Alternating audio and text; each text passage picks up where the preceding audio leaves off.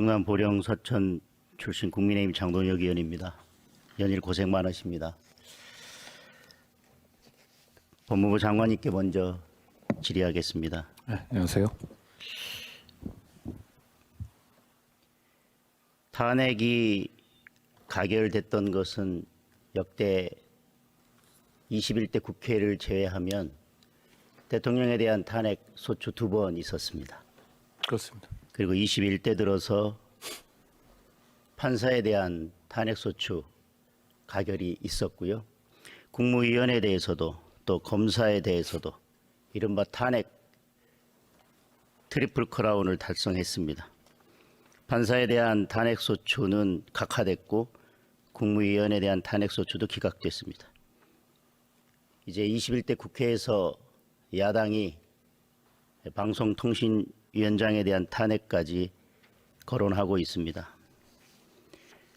너무나 잘 알고 있는 것처럼 탄핵 심판은 파면을 정당화할 수 있는 정도로 중대한 헌법이나 법률 위반이 있는 경우에 탄핵 소추를 할 수 있습니다. 그 법리에 대해서 너무 당연한 거니까 동의하시지요? 너무 당연한 얘기. 그런데 21대 들어서서 탄핵 소추가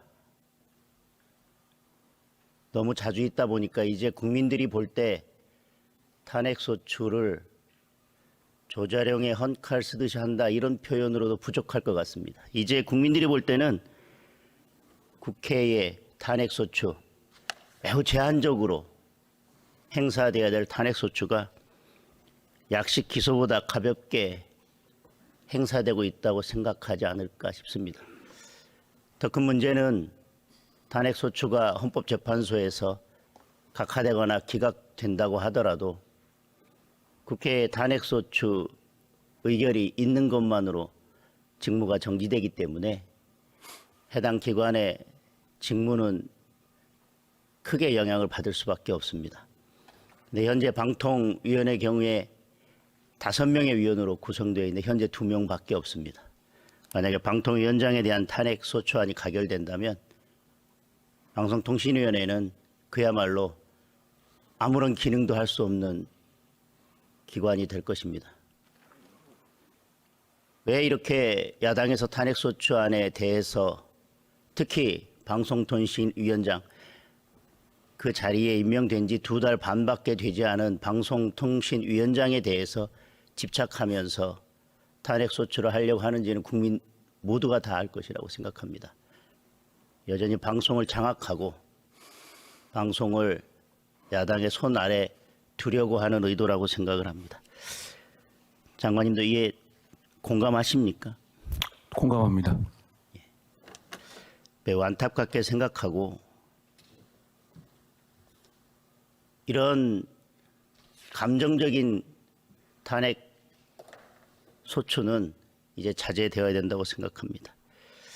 그런데 이렇게 감정적인 것이 탄핵 소추만 있는 것이 아닙니다. 이제 야당에서 이번 예산안에 대해서 권력기관의 예산을 5조 원 이상 감액하겠다라고 공언을 했습니다.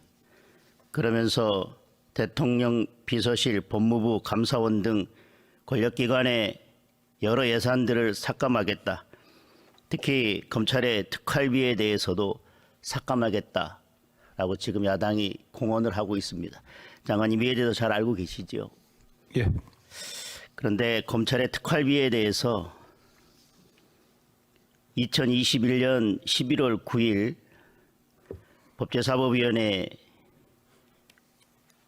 법제사법위원회에서 회의에서 지금의 야당 의원이 검찰의 특활비 삭감을 말씀하셨을 때 당시 박범계 법무부 장관께서 이렇게 답변하셨습니다. 이제 거의 한계 지점까지 와 있다는 생각이 듭니다. 수사 정보기관의 특활비를 감축하라는 그러한 축에서 제 생각에는 훨씬 더 투명하고 공정하게 사용해라라는 축으로 가야 되지 않을까. 더 이상 저희들이 줄일 여력이 없습니다. 지금 현재로서는. 이렇게 반언을 하셨었습니다. 그런 특활비가 정권이 바뀌니까 거의 다 삭감돼야 될 예산 항목으로 변했습니다. 검수완박으로 인해서 오히려 검찰의 업무는 더 늘어났고 마약 수사나 다른 수사에 있어서 지금 검찰이 해야 될 일들이 너무너무 많습니다.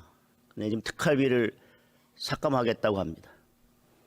묻지마 범죄에 대해서 검찰이 잘 대응하라고 하면서 수사와 관련된 또 특활비는 삭감하겠다고 합니다. 야당의 진심이 무엇인지, 이 또한 예산에서조차 감정적인 대응을 하고 있는 게 아닌지 의심할 수밖에 없습니다. 장관님의 생각은 어떠신가요? 수사비는 국민을 범죄로부터 보호하기 위한 비용입니다. 뭐 개인이 집에 가져가거나 뭐 개인이 뭐 생필품을 사거나 그런 비용이 아니거든요. 꼭 필요한 돈이라는 말씀드립니다. 예.